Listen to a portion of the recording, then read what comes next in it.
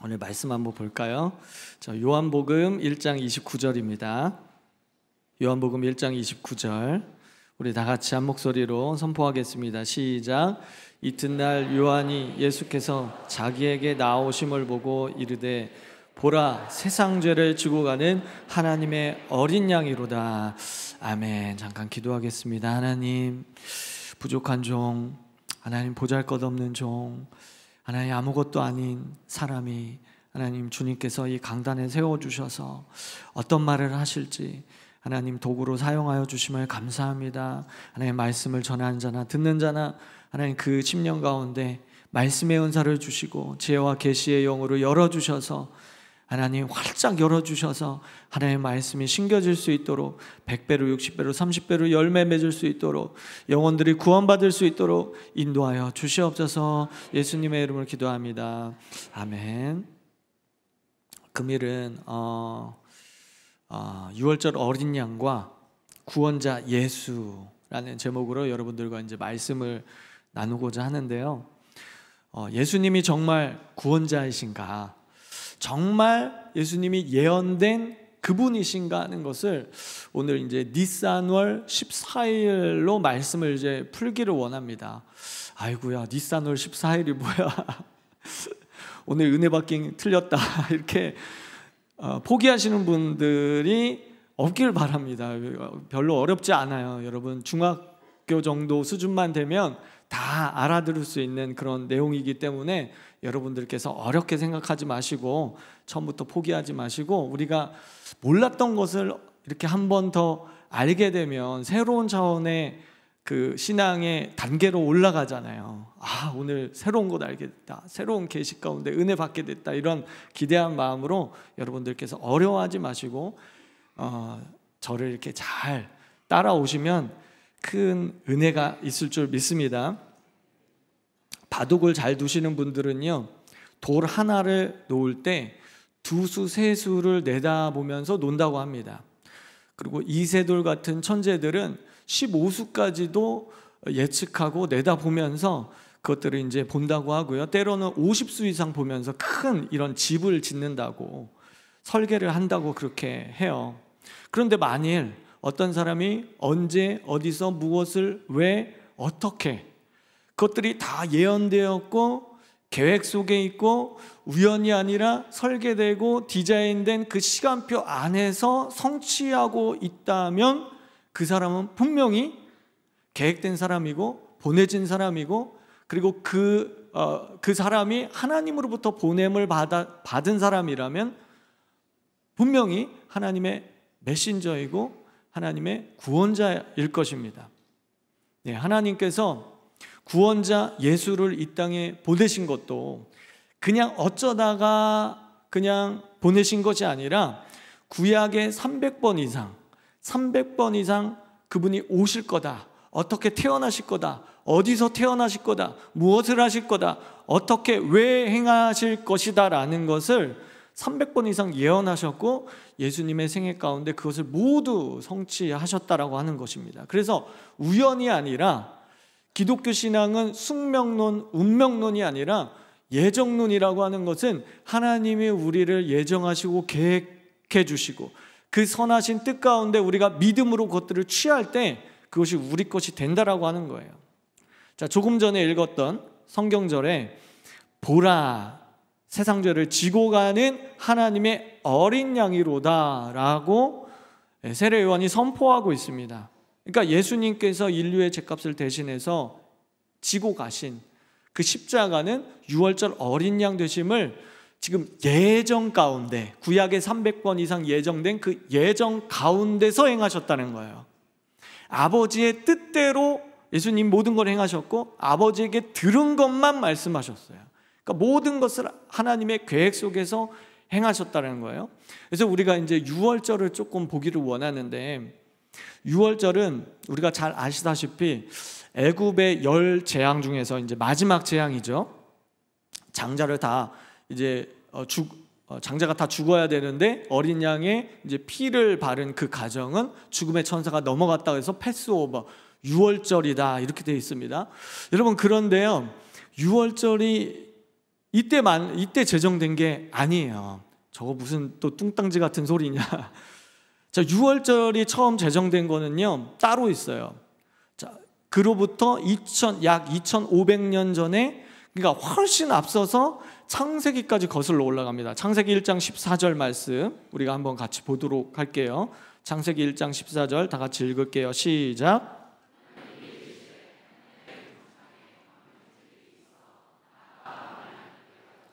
그것들로 징조와 계절과 날과 해를 이루게 하라.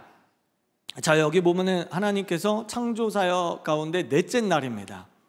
넷째 날 광명체들, 즉 해와 달과 별들을 창조하셨어요. 그리고 그들에게 중요한 네 가지 역할을 주십니다. 그게 뭐냐면은 징조와 계절과 날과 해를 이루라. 그러니까 이제 영어로 보면 징조는 사인이고요. 어떤 사인, 예수님이 태어날 때 그 별을 보고 쫓아왔잖아요. 그런 사인. 그 다음에 계절은 시즌으로 돼 있고요. 날과 해, 연한을 이루라 이렇게 돼 있어요. 근데 여기서 이제 계절이라는 히브리어 단어가 모에딤이라고 그래요. 모에딤. 이게 뭐냐면은 절기들, 정해진 시간들이 이렇게 돼 있어요. 그러니까 하나님께서 창조 넷째 날에 절기들, 성경에 나오는 7절기들, 유월절, 무교절, 무슨 뭐 초실절 이런 있잖아요. 그 절기들을 언제 제정하셨냐면 창조 넷째 날 벌써 제정을 하신 거예요. 하나님께서 창조하실 때 유월절, 그러니까 이 7절기 중에서 첫 번째가 유월절이거든요. 이 유월절을 하나님께서 계획하시고 제정하시고 그 시간표에 따라서 어떤 일을 행하셨다는 거예요. 자, 그렇다면 우리가 이제 유월절 어린 양이라고 할 때 이 유월절은 단지 흘러가는 시간 속에서 일어난 사건이 아니라 거기에 어떤 것을 미리 담아두셨다는 거예요. 적어도 2500년 전에, 그리고 예수님이 오셔서 4000년 전에 그것을 담아놓으셨다는 거예요. 여러분, 재미있는 게 뭐냐면요, 절기나 국경일 이런 것은 어떤 사건이 발생한 다음에 기념일이 생기죠. 당연한 이치죠. 예를 들어서 3.1절, 광복절, 한글날.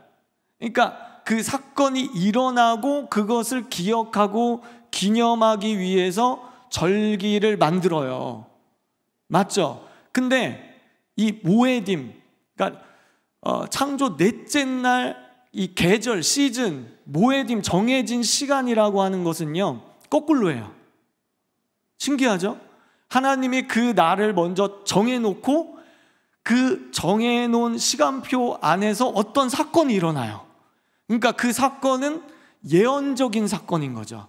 우연히 발생된 사건이 아니라 하나님이 미리 예정하시고 정해놓으신 그 시간표 안에서 어떤 계시적으로 그 절기들을 나타내기 위해서 어떤 사건들이 계속해서 역사 가운데 일어나는 것들을 우리가 볼 수 있어요.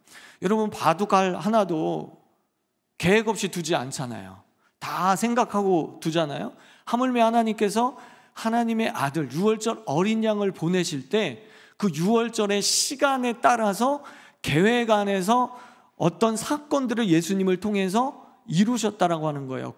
구속사의 계획을 이루셨다라고 하는 것입니다.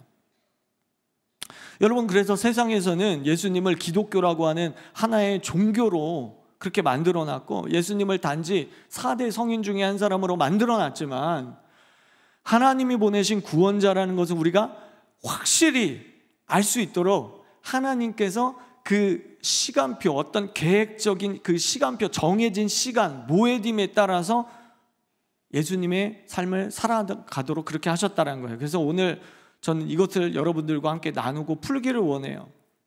그래서 제가 설교를 준비하다가 이렇게 드는 생각이, 혹시 교회는 다니시지만 잘 믿어지지 않고 믿어보려고 애쓰지만 잘 이렇게 뭔가 마음에 와닿지 않고 잘 성경이 이해되지 않고 믿어지지 않는 분들 계실 거예요.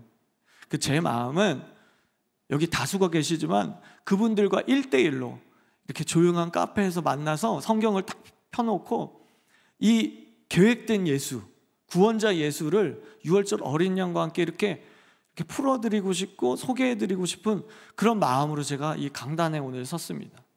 자, 우리 볼게요. 자, 성경에서 이제 사용되는 우리가 달력을 조금 간단하게 이제 말씀드리기 원하는데, 오늘날 우리가 사용하는 달력은 태양력이죠. 태양의 주기에 따라 그레고리안 역이라고도 하는데, 근데 이제 성경에 나와 있는 이 달력은요 조금 달라요. 히브리력으로 역이라고 이제 좀 들어보셨죠? 그 달력을 이제 쓰는데, 6월절이 히브리력으로 첫 번째 달입니다. 첫 번째 달. 그리고 이제 태양력으로 따지면 3월에서 4월쯤 돼요. 그래서 이제 6월절이 그 음력이기 때문에 자꾸 이제 바뀐데, 이제 저희 교회력으로는 그거를 고난주간, 그리고 이제 부활절 이렇게 되는 거예요. 그래서 부활절이 해마다 조금씩 날짜가 달라지잖아요. 그게 이제 이 6월절의 그 기초에서 맞춰서 이제 교회력을 만들었기 때문에 그래요. 자, 근데 이 첫 번째 달력이 이제 우리는 1월이라고 하잖아요. 근데 히브리력에서는 니산월이라고 합니다. 따라해 보겠습니다. 니산월. 예. 잘 이렇게 따라오시면 조금 어렵고 생소해도 따라오시면 다 이해하실 수 있어요. 자, 니산월인데, 자, 니산월 중에 6월절은 니산월 14일이 돼요. 니산월 14일 여러분 기억해 두세요.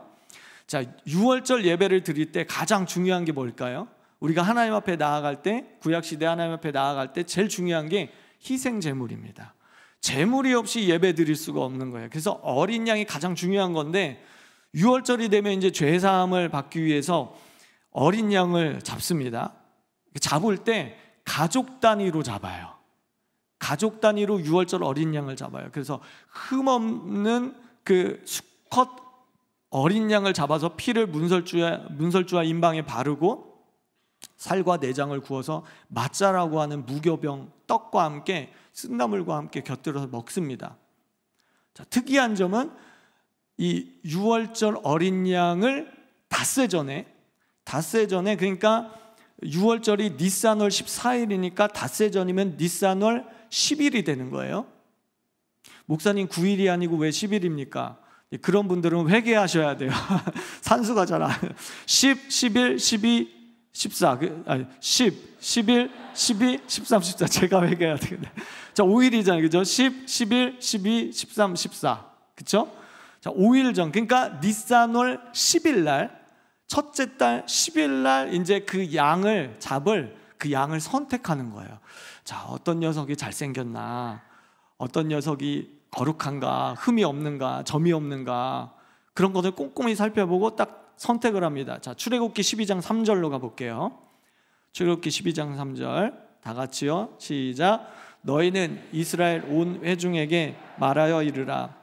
이달 열흘에 너희 각자가 어린 양을 잡을지니 각 가족대로 그 식구를 위하여 어린 양을 취하되.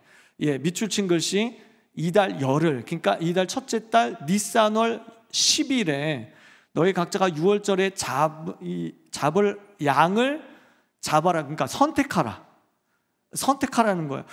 아니, 당일날 선택하는 게 아니고 왜 닷새 전부터 미리 선택하라고 하실까? 자, 그것들을 우리가 이제 보기를 원해요. 자, 흠이 있는지 없는지, 하나님께서 받으실 만한 깨끗한 제물인지를, 그러니까 닷새 전에 선택하는 이유는 그 닷새 전에 선택을 해서 집으로 데리고 옵니다. 양을. 그래서 가족들과 함께 지내면서 이 양이 울음소리는 정상인지 아니면은 배변은 정상인지 아주 세세하고 디테일하게 흠이 있는지 없는지, 점이 있는지, 어디 털이 뭐가 피부병이 있는지 없는지 이것들을 5일 동안 생활하면서 지켜보는 거예요. 자, 5절 6절이에요. 저 5절 6절 제가 읽을게요. 자, 너희 어린 양은 흠없고 1년 된 수컷으로 하되 이달 열 나흘 날까지 간직하였다가 6월절이 되면 이제 잡게 됩니다. 자, 흠이 없는지 살펴보는 기간이, 그러니까 한 4박 5일 정도 집에서 같이 생활하면서 살펴보라는 거예요. 그리고 가족 단위로 어린 양을 선택해서 잡습니다. 그리고 어린 양의 목에 이렇게 이름표를 다는데, 우리 예전에 보면은 집집마다 그 문패 있었잖아요. 문패. 김씨 가문 뭐 누구 뭐 이렇게 해서 문패 달듯이 가족별로 잡는데, 어린 양의 목에다가 김씨 가문 아무개 가족, 이씨 가문 누구 가족, 이렇게 목에다가 이름표를 달아서 죄사함을 달라고 그 가정의 가장이 직접 그 양의 머리에 손을 얹고 안수를 합니다. 안수를 해요. 그래서 하나님, 우리 가족의 이름을 불러가면서 아내부터 시작해서 첫째, 둘째, 셋째, 넷째, 하나님, 이 모든 자녀들의 죄가 다 이 양에게 전가되었음을 선포합니다 하고 그 유월절 어린 양을 잡고 피를 흘려서 바르게 됩니다. 여러분, 가족 단위로 어린 양의 피를 바른다는 거예요. 잡는다는 거예요. 여러분, 믿지 않는 부모, 믿지 않는 자녀들, 여러분 이름을 불러가면서 기도하시기 바랍니다. 주님, 이 어린 양의 보혈로 하나님, 믿지 않는 남편, 자녀들 이름 불러가면서 예수의 보혈로 선포하면서 기도하시기 바랍니다. 하나님은 가족 단위로 구원을 해주시는 좋으신 하나님이라는 걸 믿으시기 바랍니다. 주 예수 그리스도를 믿으라, 그럼 너와 내 집이 구원을 받으리라. 가족 단위로 하나님은 우리를 구원해 주시기 원하세요. 그러면 왜 하필 10일일까? 하나님이 왜 닷새 전부터 양을 선택하라고 하셨을까? 자, 이제 사복음서를 우리가 보면 예수님의 마지막 7일간 이 유월절의 시간표대로 행하셨다는 것을 우리가 알 수가 있습니다. 요한복음 12장으로 가보겠습니다. 12장 12절부터 13절, 12절을 제가 읽고 13절 여러분들이 읽겠습니다. 그 이튿날에는 명절에 온 큰 무리가 예수께서 예루살렘으로 오신다는 것을 듣고,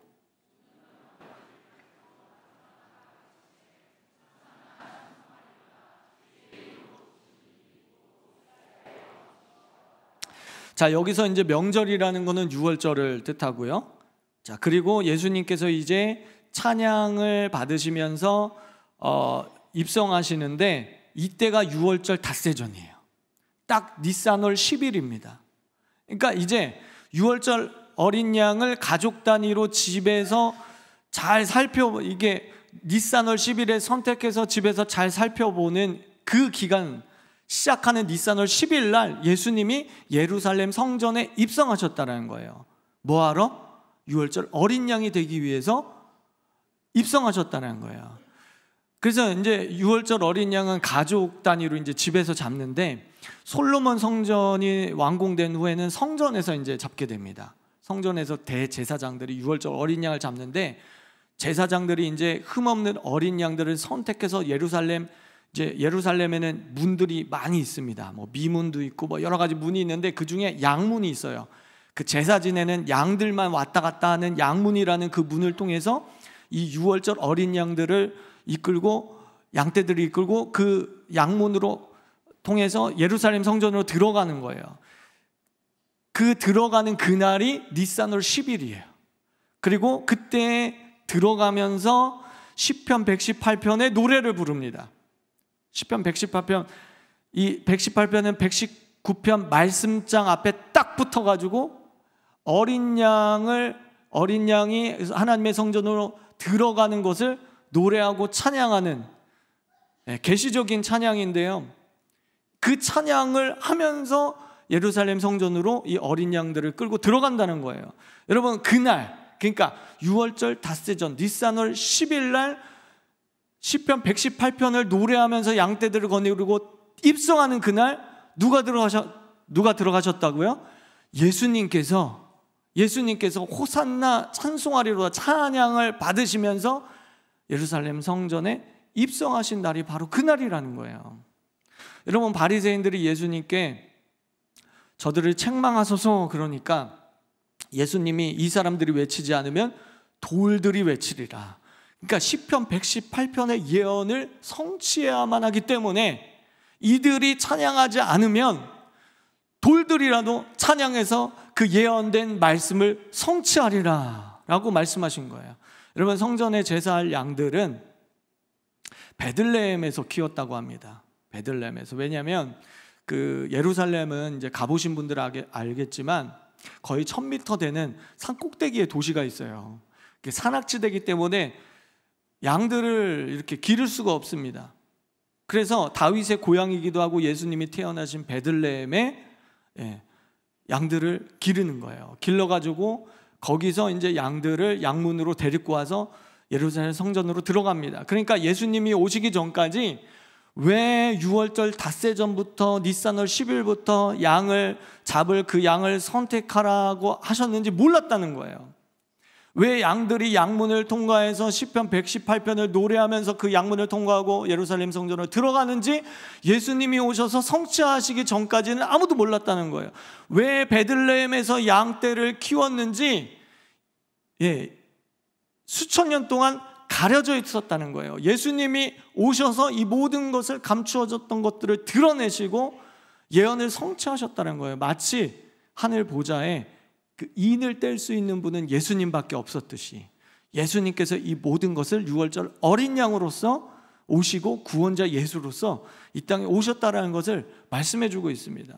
그러니까 하나님의 말씀은 곧 하나님이시고 말씀은 하나님, 하나님은 말씀 육신이 되어 말씀이 되신 그분이 이 땅에 오셔서 저와 여러분들이 그 예언의 말씀을 듣고 깨달아 알 수 있도록, 야, 확실한 구원자 맞네, 확실한 6월절 어린 양 맞네, 그것을 믿을 수 있도록 우리에게 가르쳐주고 계시다라고 하는 거야. 자, 예수님이 이제 예루살렘에 입성하신 날이 6월절 닷새 전 언제라고요? 니산월 10일. 네, 좋습니다. 여러분 잘 따라오고 계신 것 같아요. 자, 그리고 이제 6월절 당일은 니산월 14일이 되는 거예요. 14일에 이제 돌아가시는데, 자, 그러면 예수님께서 예루살렘에 입성하셔서 그 5일 정도 되는 시간 동안, 며칠 동안 무슨 일을 하셨는지 여러분 기억나세요? 성경을 보면 유대 지도자들과 여러 논쟁을 합니다. 당시 이제 서기관과 랍비들은 단순히 종교 지도자가 아니라 백성들을 대표해서 유대 사회의 이 외세로부터 어떤 그 잘못된 문화나 종교나 이런 외세의 침략으로부터 이 백성들을 지킬 의무를 요구받았습니다. 그리고 유대 전통이나 문화를 지키기 위해 이단자를 가려내는 일을 이들이 했었어요. 그래서 예수님을 흠을 잡기 위해서, 예수님 흠을 잡기 위해서 여러 가지 곤란한 질문들을 합니다. 이를테면 가이사에게 세금을 바치는 것이 옳습니까? 부활 시에는 누구의 아내가 됩니까? 당신은 당신을 누구라 합니까? 이러지도 못하고 저러지도 못한 이런 곤란한 질문들을 합니다. 어떻게든 꼬투리를 잡아서 이단자로 정죄하기 위해서 막 이런 논쟁들을 합니다. 그러나 아무런 흠도 발견할 수가 없었고, 예수님이 평소랑 조금 달라요. 자, 요 시기에는 예수님 평소랑 조금 다르게 그들의 질문을 다 받아주시고 다 대답해 주십니다. 그 전에는 막 이 독사의 자식들아 하면서 막 이렇게 되려 막 역질문을 하시고 막 같이 함께 막 공격하시고 막 이랬는데, 요 4일 동안은, 그 5일 동안은 그 대답을 다 하세요. 다 하시고 다 대답해 주십니다.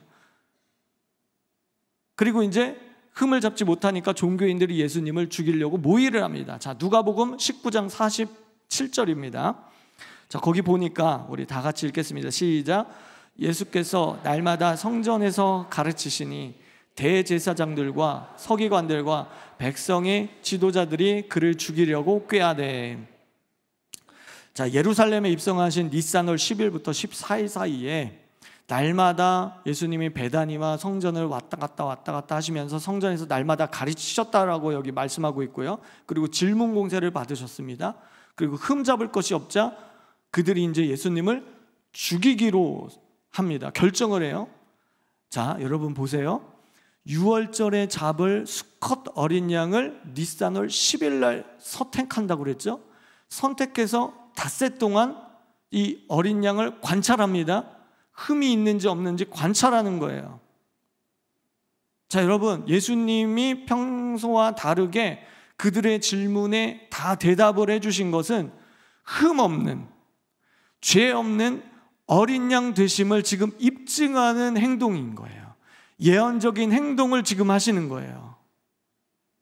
그래서 온 백성에게 나는 흠이 없다, 나는 흠없는 어린 양이라는 것을 이 성전을 왔다 갔다 닷새 동안 하면서 그 6월절 어린 양이라는 것을 예수님이 스스로 나타내고 계신 겁니다. 여러분, 우리가 이런 걸 깨달으면 진짜 막 머리털이 쭈삐쭈삐 서고요. 야, 정말 진짜 하나님의 말씀은 1.1핵도 정말 변함이 없네. 정말 진짜네. 이 하나님의 말씀이 내가 이해 못해서, 깨달아지지 못해서 내가 모르는 것 뿐이지, 이 말씀은 정말 1.1핵도 정말 이 땅에 떨어지지 않네. 시대가 바뀌고 과학이 발전하고 하나님의 말씀을 사람들이 이렇게 난도질하면서 어떤 문화나 시대의 흐름에 따라 변경하려고 하지만 하나님의 이 말씀을 여러분 반드시 믿으시길 바랍니다. 여러분, 1.1핵도 변하지 않는 하나님의 말씀이심을 여러분 붙잡기 바랍니다. 이 말씀대로 하면 살아요. 말씀이 그렇다고 하면 그런 거예요. 말씀이 아니라고 하면 아닌 거예요. 내 생각, 시대의 흐름, 유행, 이게 아니에요, 여러분. 말씀대로 여러분들이 붙잡으시길 바랍니다. 그러니까 예수님을 죽이기로 결정한 그날이 바로 유월절 어린 양을, 그 잡을 어린 양을 선택한 그날, 니산월 10일이었다라고 하는 거예요. 그러니까 종교 지도자들이 예수님을 죽여야 되겠다 결정한 그날이 니산월 10일이었다. 자, 마태복음 26장 14절에서 16절입니다. 자, 제가 읽어볼게요. 그때 12 중에 하나인 가룟 유다라는 자가 대제사장들에게 가서 말하되 내가 예수를 너에게 넘겨주리니 얼마를 주려 하느냐 하니. 자, 유월절 어린 양을 누가 잡죠? 대제사장들이 잡죠. 그리고 유다의 후손 의로우신 예수님을 누가 배신하죠? 유다가 배신합니다. 그리고 대제사장들에게 그 유월절 어린 양을 지금 팔고 있어요. 그들이 은 30을 달아주거늘 그가 그때부터 예수를 넘겨줄 기회를 찾더라. 원래 계획은 예수님을 유월절 명절 이후에 잡자. 밀란이 날까 염려되기 때문에 유월절 후에 잡자. 그렇게 했는데 가룟 유다가 배신하면서 저들의 계획도 수정됩니다. 그리고 정확히 니산월 14일 유월절 날 예수님이 십자가에 돌아가셔요. 하나님은 이 모든 악을 통해서도 하나님의 뜻을 이루시는 하나님의 심을 믿으시기 바랍니다. 여러분, 그래서 저와 여러분들의 삶 가운데 선한 어떤 것도 일어날 수 있지만 우리가 원치 않은 악한 일도 일어날 수 있어요. 그것이 사회적인 악으로부터 올 수도 있고요, 개인적인 악으로부터 올 수 있고요, 혈통으로 내려오는 악일 수도 있어요. 하나님은 억울합니다. 그러나 하나님이 이 모든 것을 합력하여서 마침내 하나님의 뜻에 따라 경륜을 이루시는 그 하나님을 끝까지 믿으시기 바랍니다. 이 히브리역은 이제 저녁부터 하루가 시작됩니다. 그래서 저녁이 되고 아침이 되니 이는 첫째 날이었더라. 저녁이 되고 아침이 되니 이는 둘째 날이었더라. 그래서 본래 성경의 그 하루의 시작은 저녁부터가 하루가 시작되는 거예요. 네, 저녁부터. 그래서 이제 최후의 만찬을 시작하는 그 시점이 우리 개념으로는 이제 자정이 넘지 않았지만 히브리력으로 보면은 그 다음 날로 넘어간 겁니다. 그래서 최후의 만찬을 하는 그 시점에서는 이제 유월절, 니산월 14일 유월절이 이제 된 거죠. 딱 넘어가는 그 시점에서 예수님께서 유월절 만찬을 하시고, 그리고 유다가 배신하면서 예수님이 잡히게 됩니다. 예. 그러니까 유월절에 드릴 어린 양은 이제 그 집에서 이제 기른 양을 이제 잡잖아요. 제가 이제 초등학교 때 우리 시골 외할머니 댁에 이제 명절날 이제 가면요, 이제 그 시골에 이렇게 마당에서 키우는 그 일명 X개라고 변개라고 하는 개들이 이렇게 있어요. 막 근데 이제 제가 초등학교 때 기억이 아직도 납니다. 어미개가 이제 새끼를 베가지고 새끼를 5마리를 낳는데 그 낳는 모습을 제가 본 거예요. 초등학교 때 그 기억이 아직도 나요. 그 갓 태어난 새끼들이 얼마나 귀여운지 그냥 막 그냥 어미가 핥아주는데 너무 애정이 가는 거예요, 그 새끼들에게. 요즘 애완동물 키우시는 분들 많죠, 집에서. 저희도 이제 집에서 시추 한 마리 키우는데 막 혼내도요, 조금 있다가 오라고 하면은 이렇게 꼬리 흔들면서 막 와요. 같이 살면서 이제 정이 들잖아요. 그래서 요즘 뭐 이렇게 애완동물들 막 이렇게 가족처럼 이렇게 대하는데, 여러분 이 6월절에 잡을 양을 한번 생각해 보세요. 내가 그 어미가 이렇게 새끼를 낳을 때 내 손으로 받은 그 어린 양, 피를 닦아주고 먹이를 주고 먹여주고 재워주고 길러준 그 어린 양을 내 손으로 목을 따야 되는 그런 상황이라는 것이죠. 그리고 닷새 전부터 집에 들어와서 더 깊은 정이 들었을 것입니다. 근데요, 이 양이 얼마나 순한지 주인이 목을 따는데도요, 양은 그냥 얌전히 그냥 죽습니다. 순종하면서 죽습니다. 그대로. 주인이 양의 목을 따면서 뭐를 보았겠어요? 양 목에 걸려있는 암흑의 이름, 명패를 받겠죠. 그러면서 내가 널 어떻게 죽이니? 그러면서도 얘가 죽지 않으면 내가 죽어야 돼. 죄 때문에 내가 죽어야 돼. 우리 가족이 죽어야 돼. 그러니까 울면서 칼로 그 양의 목을 따는 거예요. 피가 팍 터지겠죠. 여러분, 제가 시골에서 우리 그 할머니 댁에서 시골에 가면 이제 옛날에 돼지를 잡아요. 돼지를 잡는 거를 봤거든요. 돼지를 이마를 딱 이제 팍 해가지고 돼지가 막 소리를 내는데 잡습니다. 잡은 다음에 배를 이렇게 가르면 이제 거기서 이제 어떤 부분은 바로 이렇게 시골 분들 드시는 분들도 계시더라고요. 바로 갓 잡은 거를 이렇게 생으로 어떤 부분 먹을 수 있나 봐요. 너무 그때 막 비유가 돼. 근데 이제 그렇게 확 잡아놓고요, 막 내장을 하고 거기 막 똥 막 치우고 그 냄새가 막 1m 밖에서 그 피비린내가 날 정도로 그냥 냄새가. 여러분, 양을 팍 잡고 피를 팍 튀기고 내장을 걸러내고 가죽을 벗기고 각을 뜨고, 여러분 이게 보통 일이 아니에요. 그것을 해야 된다는 거죠. 그것을 이렇게 하고 주님께 그 죄를 다 쏟아내야 된다고 하는 것입니다. 예수님께서 6월절 만찬을 제자들에게 주시면서 떡과 잔을 주시죠. 우리 누가복음 22장 19절 보겠습니다. 누가복음 22장 19절 시작. 또 떡을 가져 감사기도 하시고 떼어 그들에게 주시며 이르시되 이것은 너희를 위하여 주는 내 몸이라 너희가 이를 행하여 나를 기념하라 하시고, 여기서 떼어 주었다 할 때 이 떼어의 헬라어가 쪼개다, 찢다 이런 뜻입니다.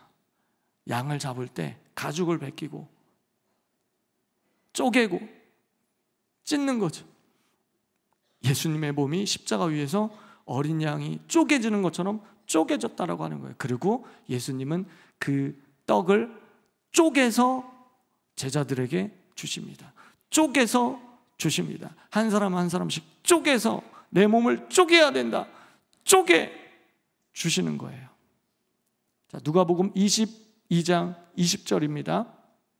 잔도 그와 같이 주십니다. 시작.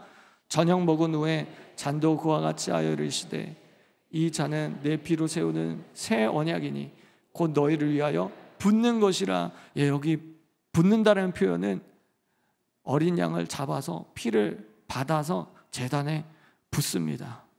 뿌립니다. 예수님께서 그 잔을 한 사람 한 사람씩 주시는 거예요. 제자들의 눈을 보면서 이걸 마셔야 돼, 이걸 뿌려야 돼, 그래야 너가 살아. 그 보혈이 여러분들의 심령 속에 부어지기를 예수님의 이름으로 축복합니다. 새벽 내내 심문을 받으셨어요. 채찍질 당하셨습니다. 그리고 제3시에 십자가에 못 박히십니다. 마가복음 15장 25절에 때가 제3시가 되어 십자가에 못 박으니라.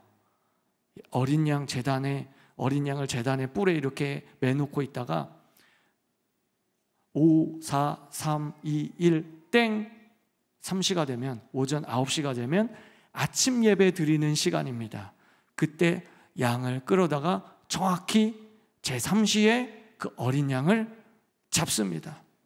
정확히 그 3시에 예수님이 십자가에 달리셨다라고 하는 거예요. 그리고 예수님이 6시간 동안 매달려 계시다가 6시에가 어두워지고 9시에 돌아가십니다. 마태복음 27장 45절 50절 다 같이 시작.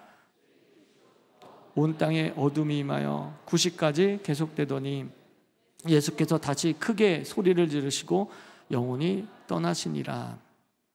제9시 오후 3시입니다. 저녁 예배 드리는 시간이에요.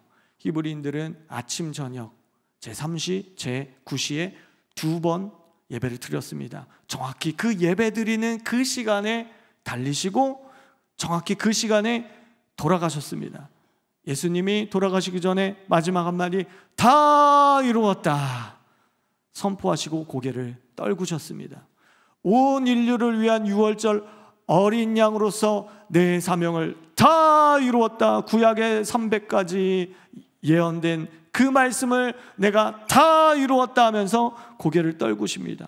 성전에서 유월절 제사 지낼 때 제단에 유월절 어린 양을 잡아 피를 뿌린 다음에 대제사장이 백성들에게 딱 앞에 서가지고 백성들이 조마조마 어떻게 됐을까, 제사가 어떻게 됐을까, 성전에서 딱 나와서 대제사장이 손을 번쩍 들면서 백성들을 향해 이렇게 외쳤습니다. 다 끝났다. 다 이루었다. 온 백성의 죄는 유월절 어린 양의 피로 다 사해졌다. 할렐루야 하면 백성들이 환호를 지르고 박수를 칩니다. 예수님이 십자가 위에서 다 이루었다. 대제사장이 선포한 그 선포를 하시고 니산월 14일 정확히 제9시에 돌아가셨다라고 하는 거예요. 여러분, 이게 사람이 꾸며낼 수 있는 건가요? 여러분, 사람이 이게 지어낼 수 없는 거잖아요. 제가 니산월 10일부터 사실은 9일부터 봐야 되는데 시간이 없어서 10일부터 하나하나 여러분 설명드렸잖아요. 조금 딱딱했을 수도 있지만 여러분 다 듣고 나니까 어때요? 이거는 사람이 꾸밀래야 꾸밀 수가 없는 거예요. 정확한 시간표에 하나님이 정확히 예수님이 정확히 그 일을 행하셨다라는 거예요. 네, 우리 반주 좀 해주시고요. 마가복음 15장 39절에 이 모든 것을 처음부터 지켜본 백부장이 뭐라고 고백할까요? 이렇게 고백할 수밖에 없었습니다. 우리 선포해 볼까요? 시작. 예수를 향하여 섰던 백부장이 그렇게 숨지심을 보고 이르되 이 사람은 진실로 하나님의 아들이었도다 하더라. 다시 한번 다 같이 이 사람은 진실로 하나님의 아들이었도다. 그 유월절 어린 양을 여러분 마음에 영접하시기 바랍니다. 교회는 다녔지만 잘 믿어지지 않은 분 초청하고 싶어요. 여러분, 이렇게 확실한 예언의 성취 예수님밖에 없습니다. 어린 양의 피를 문설주와 임방의 믿음으로 발랐을 때 구원을 받았듯이 누구든지 종교나 선행이나 지식으로 구원받는 것이 아닙니다. 누구든지 예수님의 보혈을 그 마음 문설주와 임방에 바르는 자마다 구원을 받게 됩니다. 네, 결론입니다. 찬양팀 등단해 주시고요.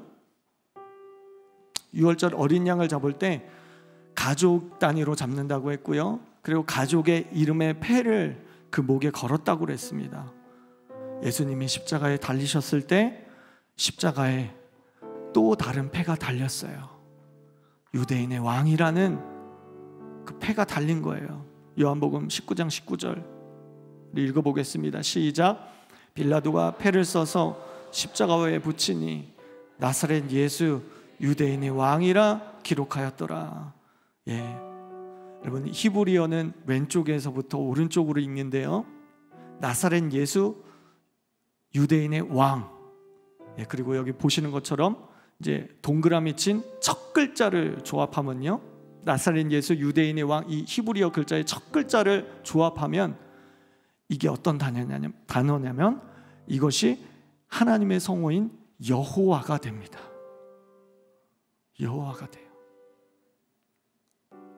사람들은 예수님을 조롱하면서 이 팻말을 붙였지만 예수님은 주님 저들을 용서해 주세요. 저들이 하는 짓을 알지 못합니다. 끝까지 헤세드의 사랑을 나타내시면서 그리고 이제 히브리어는 한문처럼 이제 상형 문자라서 알파벳 자체에 어떤 뜻을 가지고 있습니다. 그래서 요 여호와라는 요 단어 4가지 이 글자의 뜻은요 이렇게 돼요. 손 보다 못 보다. 이를 해석하면 어떻게 됩니까? 손을 보아라, 못을 보아라. 여호와, 나사렛 예수, 유대인의 왕. 그 팻말을, 유월절 어린 양 목에 걸었던 그 팻말이 지금 십자가 위에 달린 겁니다. 여러분, 이게 우연일까요? 우연일까요? 우연일 수가 없어요. 여러분, 이 시간 초청하고 싶습니다. 유월절의 식탁에 여러분 초청하고 싶어요. 여러분, 그 못자국 난 손을 바라보시기 바랍니다. 그 손을 붙잡으시기 바랍니다. 믿고 구원을 받으시기 바랍니다. 못자국 난 손을 믿고 보고 만져보고 믿었던 도마가 무릎을 꿇고 예수님께 고백했던 것처럼 나의 주님, 나의 하나님입니다 라고 고백할 수밖에 없었던 것처럼, 여러분, 오늘 제가 니산월 10일부터 14일, 좀 생소하지만 여러분 이 모든 과정을 정말 명확하게, 정말 부인할 수 없는 이 진리의 말씀을 여러분들과 나눴습니다. 여러분, 오늘 말씀을 듣고 마음에 깨달아지시는 분들, 혹은 마음이 뭔가 이렇게 막 뜨거워지시는 분들 계실 것 같아요. 그거는요, 하나님이 여러분들을 지금 부르고 계시는 사인입니다. 잘 믿어지지 않았고 교회는 다녔지만 뭔가 잘 되지 않았던 분들 오늘 초청하고 싶어요. 그리고 찬양하고 기도할 때, 주님, 이 죄인 주님 앞에 왔습니다. 하나님의 사랑으로 어린 양의 보혈로 나를 씻어 주시옵소서. 영원한 구원을 주시옵소서. 이 확실한 구원자 예수를 붙잡기를 원합니다. 기도하면서 나아가시는 여러분 되시기를 축복합니다. 우리 다 같이 찬양하겠습니다.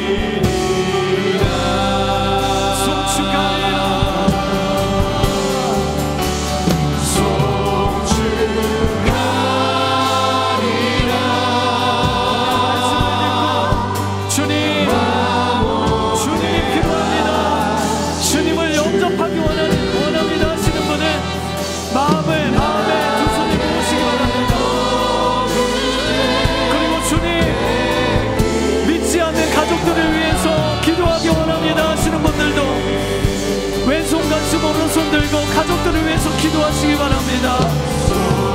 주님, 어린 양의 보혈을 뿌려주십시오. 하나님, 나의 마음 가운데 어린 양의 보혈을 뿌려주십시오. 6월절 예수를 바라봅니다.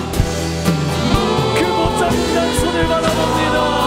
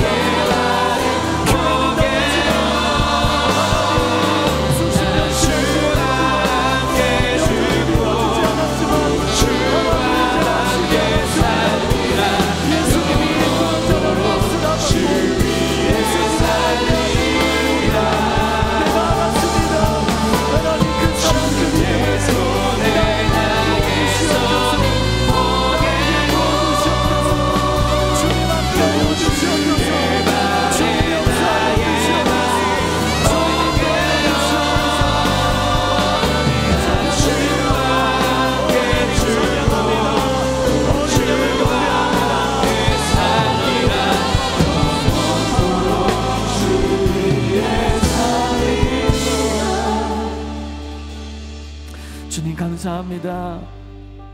예수 그리스도, 그분은 구원자이십니다. 그분은 하나님의 아들이십니다. 그분은 예언된 분이시고 유월절 어린 양으로 십자가를 지신 나사렛 예수, 유대인의 왕, 그 손에 못자국을 보아라. 여호와 하나님, 그분을 내 마음 가운데 모셔드리고 영원토록 구원받은 백성으로 살아가게 하여 주시옵소서. 지금은 우리를 사랑하셔서 유월절 어린 양으로 오신 예수님의 무한하신 은혜와 높고 깊고 넓은 한없는 은혜를 주신 하나님의 사랑과 성령님의 교통하심, 내주하심, 또 우리의 삶을 이끌어 주심이 오늘 구세주, 구원자 예수를 믿음으로 영접하고 또 이미 믿고 또 중보적 삶을 살아가는 모든 성도들 머리 위에와 또 이 나라 위에 지금으로부터 영원토록 함께 있을지어다.